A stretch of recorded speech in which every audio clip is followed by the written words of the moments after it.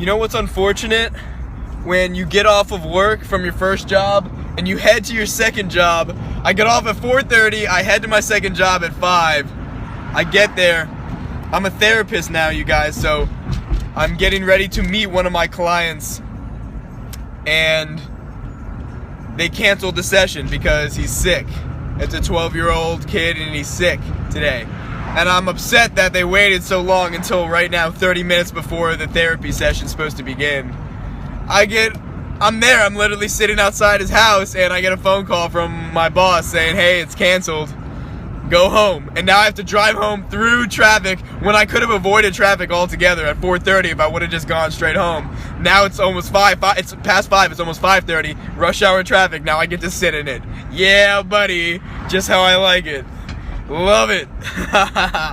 Oh well, man. Oh well. Here we go again with the Buffalo Wild Wings girls. I'm in California at San Jose, and if you guys know me, I love my Buffalo Wild Wings. So I have some really good news that happened to me today. Like the best news ever, honestly, that could have happened to me today. Well, the second best news that could have happened to me happened today. And I'm celebrating. I'm getting Buffalo Wild Wings, and I've gotten them for the past couple weeks. And there's this girl there, guys. And this is honestly the reason that I go every Tuesday. Is they have a special, number one. They have specials on Tuesday with their wings. It's like 60 cents a wing. And number two, there's this girl there. She's short, brunette, gorgeous. I'm like, oh man. And she shows up at the counter every time that I'm ordering my wings. But she doesn't take the order. She's like a waitress. She's always out and about doing stuff. But she always manages to be right there at the right time when I show up. And she was there today just playing with her hair, just hanging out at the counter. I'm like, Weird, man. I love it. And another thing I wanted to say is the other girl, I've been becoming friends with her because she does answer my phone calls. The other one, she answers my calls when she takes my orders. She gave me ranch. She was like, do you want any ranch or blue cheese? And I said no because it costs extra, right? And she goes, well, if you tell me which one you want, I can get you one really quick. And I was like, yeah, I'll have some ranch. She got me some ranch. I was like, hell yes. Alright, gotta go home, watch Dragon Ball GT with Jobo for like the last time. We have one more episode left, I think, and that's it. Alright. Peace. Stay tuned for the good news. You might see random glimpses of me in this video because I'm on the road and it's nighttime. A BMW M3, for those of you who don't know, is an incredible car. And it just came flying past me on a ramp, on an exit. And then he downshifts, and the noise it made, I cannot even describe to you how heavenly, how beautiful the noise was. And he goes flying at a speed I cannot describe to you either. And it's nighttime, so if you guys, if you know anything about driving at night, you can see lights way better, individual lights. And the cars in front of me, it's not traffic, but the traffic in front of me is spaced out, you know, kind of like puzzle pieces on a table. And this BMW is moving so much faster than the speed of traffic. And I see him weaving in and out as he dashes away from me. And what do? Do I yell? You know, do I say for him to stop? Do I try to stop him? No, I embrace the moment and I scream as loud as I can. I say, you didn't work this hard for nothing. So what I'm trying to say is I was recognizing how hard this guy must have worked, how many hours he must have put in to afford that car, and how much stress he must have in his life. And he was using these few 10 seconds, 15 seconds to release that stress. Now, he could have gotten himself killed and a bunch of people killed.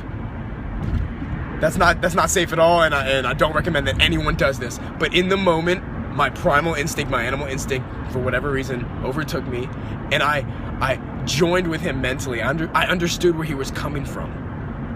I understood what it meant to let out all that anger, because, you know, I lift weights and stuff. And I understood what it meant.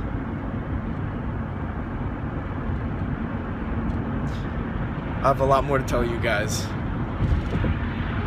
about my life. Just stay tuned. So if you look at my shirt, you can see a little red ruby. This is from The Legend of Zelda: The Ocarina of Time. This is one of the sacred spiritual stones of power, the red one. And lo and behold, I'm listening to the radio, the same channel I listen to every day on my way to school, on my way to work. And they're having like a giveaway, and they say, the main radio host says,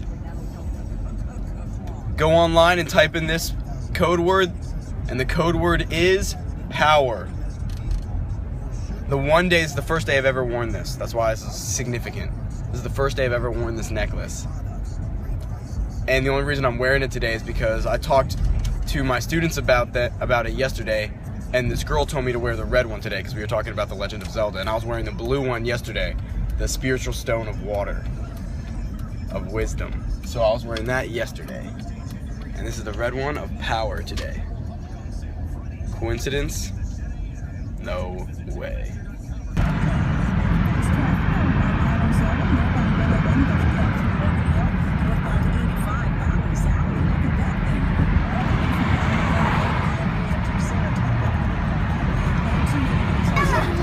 Come back here, Spider-Man. Yes, there he is. There he is.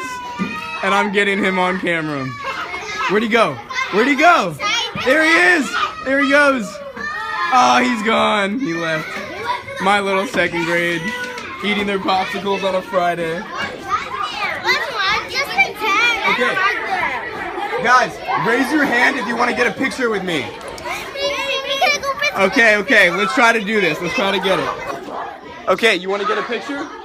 Okay, try to come, everybody come in close right here with me. Come in really close. Get in here. Get in here. Get in close.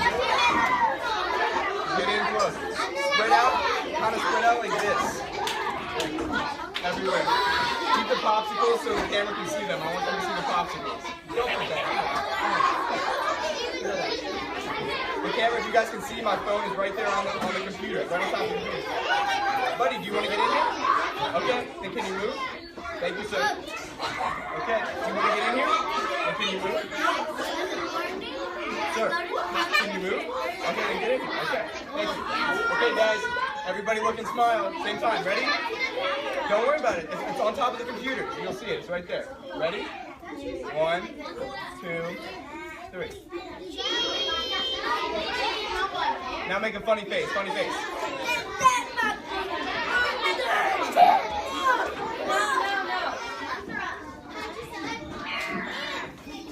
All right, my buddies. Had a good time. Let's go. Good job. Enjoy the popsicle. Let me see what we have. Bye! Hold on. These kids. Would you just look at it?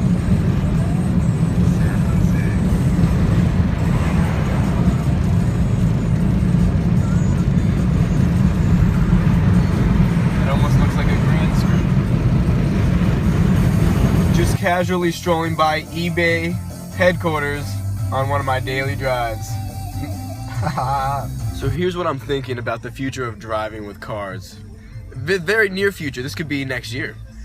On every car, just above the license plate, maybe off to the right or to the left in the window, we should have a tiny little bar, a colored bar, and it changes color depending on what the driver is doing. So if you're going to work, the bar, in my opinion, should be orange because it shows urgency but not emergency.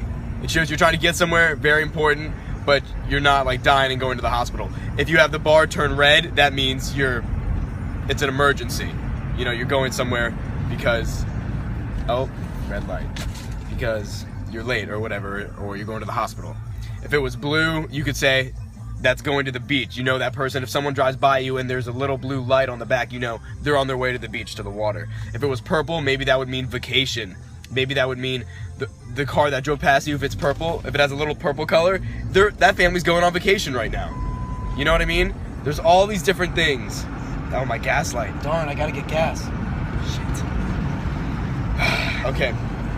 But yeah, we could put, with a tiny little color, we could do so much significance. And then when people drive past one another, we could, like, you know, interact with one another differently. If a red car drives by you with a red light on, you should let them go, because you know they have an emergency going on. If you're blue and you're just driving to the beach and you're chilling, like, let them go. Get it? Just a little color can mean so much, and that's how we do with stoplights too. We should just put them on our cars as well. Simple, yet so efficient. So I was at this public event last week. Oh yeah, they're doing construction all over my apartment, that's why that looks like that. But I was at this public event, and there was this adorable girl there. And I walked up to her, you know, and I just walk up and I go, "Hello, would you like to hang out sometime?" And she giggles, hee hee hee, and she says, "I'm not from around here." And I was like, "Oh, that's okay, where are you from?" You know, assuming she was probably like 20 minutes away, 30 minutes away. She goes, "I'm from LA." Like Los Angeles, California, which is, by the way, if you didn't know, like 8 hours or 5 hours from San Jose. So I said, "Oh, okay, it was nice meeting you." And then I walked away. That's it. Too much effort. So, my voice is gone because I've been teaching little kids, 4th graders in particularly, at Rocket Ship. Anyway, imagine an application on the phone, a phone app, where you take a picture of any given area, any given room, and then you can highlight the objects within that room in the picture, and then you can move them around and then lock it and see how it looks. Like, let's say you want to rearrange your room, as I do right now, because my roommate just moved out, so now I have more space in the apartment. So I want to rearrange things and move things throughout my house, but I'm not going to be in my house most of the day. I'm at work. But if I have a break or at lunch during my work, I wish I could pull out my phone, look at some pictures of my house and my apartment, and then move the objects around with my fingers, and then see how it looks. Does that make sense? Of course, once you took the picture, before you started moving objects, you'd have to define the boundaries of the object. So you'd need a tiny little tool like a stencil, some kind of little pen, or a cursor within the phone itself to outline the objects yourself. Obviously, for some objects, we could code the application to recognize it, like a bed or a pencil. But when things blend together, or things that are off in the distance that are hard for the camera to pick up, you could actually go in there and draw, because you know what objects are in your house or in your room. And you could just draw on the phone really quick. It would take a few minutes, and then you can move every single object that you outlined and rearrange it in your house.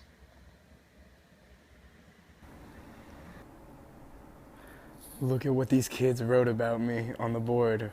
We were lining up to leave yesterday, and I wasn't looking for like 2 minutes. I was standing at the door, and this is what they wrote. It's about 7:35. Gosh, so blessed. Oh my God! Hold on, I'm trying to get a video of this stuff so I can get a picture of it. Look at the lions and everything. We're not sisters. We're not related. I know. We're not related. Not related. Okay, these are all the little girls that are hanging out with me here. What is my helper doing right now? Alright. I just wanted to show, this is one of my classes. I had 2 classes. This is the Badgers, and I have the Raiders. They're not here right now. But the gifts are from both of them. Badgers and the Raiders. You can find me on YouTube. You know how to find me. Say bye. Say goodbye to everybody.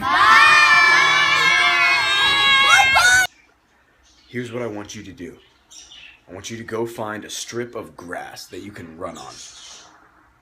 Probably about half a football field, if not an entire football field. That would be great. And I want you to stand on one end, and I want you to imagine whatever your goal is, standing on the other end, standing on the other side of that field. And it is right there, hovering in the air. Whether it be a car, a person, you're trying to get a wife, a job, a certain thing, maybe it's not even materialistic, a skill, whatever it is hovering right there. And now what I want you to do is run. I want you to run faster than you have ever run, as hard as you have ever run towards that goal. Imagining it in your mind the entire time while you are sprinting. You are running your heart out like someone is about to take it from you. Somebody is behind you and they are about to take it from you. And I want you to tell me how you feel after. I want you to put 100% effort into this sprint. This one sprint, that's all I'm asking. Go sprint. Tell me how your body feels while you are getting so close to your goal. And how much harder you tried to save it when someone was trying to take it from you. Let me know how you feel.